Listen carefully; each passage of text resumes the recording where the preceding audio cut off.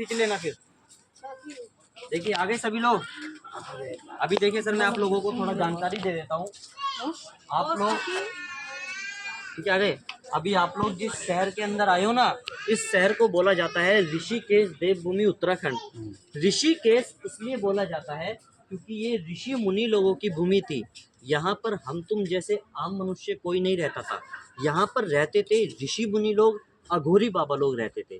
तब इसका फर्स्ट नाम था ऋषिकुल। ऋषिकेश नहीं, ऋषिकुल बोला जाता था। मगर जब हम तुम जैसे आम मनुष्य यहाँ पर आए, उन्होंने अपना झोपड़पट्टी बसाया, तभी से सभी ऋषि मुनि लोग ज़्यादातर हिमालय के पर्वतों में जाके बस गए। केदारनाथ घाटी, बद्रीनाथ घाटी, आपने लेफ्ट साइड में जो पहाड़ देखे ना सर, वो सीधा हिमालय जाता है वहाँ से सीधा। और ये जो सामने वाला जो पहाड़ दिख रहा है ना आपको, इसको बोला जाता है मणिकुट पर्वत। क्या बोला जाता है? मणिकुट पर्वत। मणिकुट पर्वत। मणिकुट पर्वत के पीछे है नीलकंठेश्वर महादेव मंदिर। नाम सुना आप हाँ, लोगों हम ने? तो गया, आज ही गया, आज ही आया। हाँ, मणिकुट पर्वत के पीछे नीलकंठेश्वर महादेव मंदिर है। और नीलकंठेश्वर महादेव मंदिर से 10 किलोमीटर ट्रैकिंग का रास्ता है जो झिलमिल गुफा पे जाता है। सुना है नाम झिलमिल गुफा का सर? 10 किलोमीटर ऊपर झिलमिल गुफा है। उस झिलमिल गुफा के अंदर आज भी अघोरी बाबा लोग तपस्या किया करते हैं, जो कभी 12 वर्ष में नीचे कुंभ स्नान के लिए आते हैं, वरना बाकी समय अपना उसी गुफा के अंदर ही तपस्या करते रहते हैं। इस पर्वत को मणिकुट पर्वत क्यों बोला जाता है मालूम है आप लोगों को? आप तो उधर से ही आए हो ना। मणिकुट पर्वत इसलिए बोला जाता है, शंकर भगवान जी की बारात जब यहाँ से हरिद्वार गई थी, हरिद्वार में शंकर भगवान जी की ससुराल है, मालूम है आप लोगों को? दक्ष प्रजापति महल के नाम से बोला जाता है उसको। हाँ, प्रजापति सुना? दक्ष। हाँ, दक्ष प्रजापति महल, वो शंकर भगवान जी की ससुराल है। तो शंकर भगवान जी की बारात इसी पर्वत के ऊपर से होकर के हरिद्वार गई थी। और हनुमान जी जब बर्फ की मणि लेकर के बद्रीनाथ से रामेश्वरम मंदिर गए थे, तब हनुमान जी भी इसी पर्वत के ऊपर से बर्फ की मणि लेकर के रामेश्वरम मंदिर गए थे, इसलिए इसको मणिकुट पर्वत बोला जाता है। जितने भी असुर, तांडव, नर नारी सब उधर ही रहते हैं, मणिकुट पर्वत के पीछे। मगर जब यहाँ से सभी ऋषि मुनि लोग चले गए, तब उनकी कुटियाओं में खोज की गई कि धीरे धीरे ऋषि मुनि लोग कहाँ गायब हो गए।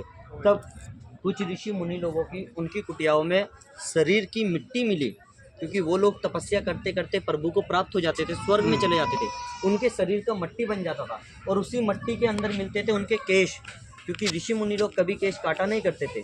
तभी से आम मनुष्य ने इस ऋषि कुल का सेकंड नाम रख दिया था ऋषिकेश। तब से इसको ऋषिकेश देवभूमि के नाम से जानने लगे। अभी आप लोग जो त्रिवेणी घाट पे गंगा जी का दर्शन करके आए हो ना सर, उसको बोला जाता है भागीरथी गंगा। भागीरथी गंगा यहाँ से 60 किलोमीटर ऊपर देवप्रयाग पड़ता है, जहाँ पे दो गंगाओं का संगम होता है। वहीं पर संगम होकर भागीरथी गंगा बनती है अलकनंदा और मंदाकिनी से मिलकर के, जिसका प्रथम द्वार ऋषिकेश और सेकंड द्वार पड़ता है हरिद्वार। इसीलिए चारों धाम का प्रथम द्वार भी ऋषिकेश को बोला जाता है। केदारनाथ, बद्रीनाथ, गंगोत्री और यमुनोत्री, इन चारों धाम का प्रथम द्वार ऋषिकेश को बोला जाता है। आप लोग त्रिवेणी घाट गए थे, त्रिवेणी घाट पे आपने क्या क्या देखा?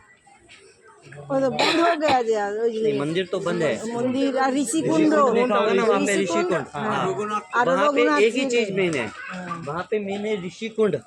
वहाँ पे वो जो ऋषिकुंड है ना, वो ऋषिकुंड वही है जो पहले कभी यहाँ पर द्वापर युग में ऋषि मुनि लोग जो यहाँ पर रहा करते थे, उसी कुंड में स्नान किया करते थे और स्नान करके अपनी यात्रा चारों धाम की स्टार्ट किया करते थे। वो यहाँ का सबसे प्राचीन ऋषि कुंड है। आज भी उस ऋषि कुंड के अंदर आपने देखा होगा मच्छी वगैरह, कछुए वगैरह, हाँ, देखा था ना? देखा। उन ऋषि मुनि लोगों की आत्माएं उस कुंड के अंदर रहती है। प्रसाद के तौर पे वहाँ का गंगा जल अपने माथे पे छिड़का जाता है। तो वो ऋषि कुंड यहाँ का मेन मंदिर था। भरत मंदिर आप लोग गए थे सर? हाँ, भरत मंदिर क्या है ना, आज बंद है, हमें भी बाद में पता चला। तो भरत मंदिर, जब आप मंदिर के अंदर जाते हो ना, तो मंदिर के अंदर पूरा षड्यंत्र का मंदिर बना हुआ है, ठीक है ना? आप मंदिर के अंदर नहीं गए होगे, एंट्री नहीं हुआ होगा आपका, है ना? मंदिर का परिक्रमा किया है, परिक्रमा किया, परिक्रमा उसका मेन होता है। मेन परिक्रमा क्यों होता है? यहाँ से 300 किलोमीटर ऊपर बद्रीनाथ है, नाम सुना है ना बद्रीनाथ मंदिर? बद्रीनाथ मंदिर के जो कपाट खुलते हैं, गेट खुलते हैं, वो गेट जो खुलते हैं ना, वो भरत मंदिर के पुजारी जब तिथि निकालते हैं, तब जाके वो कपाट खुलते हैं। इसीलिए उस मंदिर को यहाँ का प्राचीन मंदिर बोला जाता है, जहाँ पे अंदर नारायण भगवान जी की शालिग्राम मूर्ति है, जहाँ पे रव्य ऋषि सोम ऋषि जी ने तपस्या किया था। तपस्या करने के पश्चात ही नारायण भगवान जी ने स्वयं अपनी माया के दर्शन उस मंदिर के अंदर दिए थे। रब्बे ऋषि जी और सोम ऋषि जी को जब मंदिर के अंदर आप दर्शन करते हो तो नारायण भगवान जी का स्वयं रूप दिखता है आपको शालिग्राम मूर्ति के अंदर। जैसे अयोध्या में श्री रामचंद्र जी विराजमान हुए ना, अभी आपने फोटो में देखा होगा शालिग्राम मूर्ति में, वैसे ही नारायण भगवान जी की वहाँ पे मूर्ति है। तो वो भी प्राचीन मंदिर है। दूसरा, ये जो आप लोग पेड़ देख रहे हैं ना सर, ये पेड़ का कोई नाम जानता है? नहीं जानता है?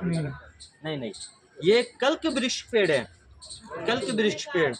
हाँ, समुद्र मंथन में से जो 14 रत्न निकले थे ना, उन्हीं 14 रत्नों में से निकला था कल्क वृक्ष पेड़। इस पेड़ को सीधा स्वर्ग में भेजा गया था, समझ लो, स्वर्ग में भेजा गया था इस पेड़ को। पृथ्वी पे बहुत ही कम संख्या में ये पेड़ पाया जाता है, बहुत ही कम संख्या में। कहा जाता है जो लोग इसका एक परिक्रमा करते हैं ना, उनकी जो भी इच्छा होती है ना, जो भी मांगते हैं वो पूरी होती है। तो अभी आप लोग एक इसका परिक्रमा कर लीजिएगा, उसके बाद अंदर दर्शन करने जाएंगे। ठीक है दादा? ठीक है, परिक्रमा कर लीजिए।